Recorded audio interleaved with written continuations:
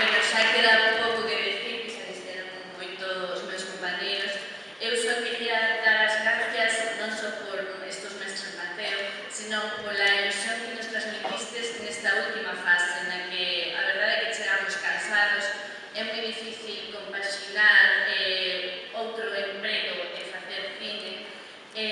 A verdade é que cos vosos mensaxes, cos vosas felicitacións, con todo o cariño que nos deixades nas redes sociais ou en persoa, pois nos animades a seguir traballando para que todos este en salas en maio, para que siga vendose cinema galego en todo o mundo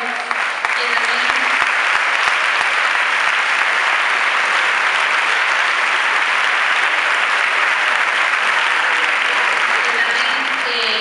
quero que esta ilusión se contase a todos os que están empezando. Hai xente maravillosa como, por exemplo, os nosos compañeros de Estación Violencia, xente moi nova que está empezando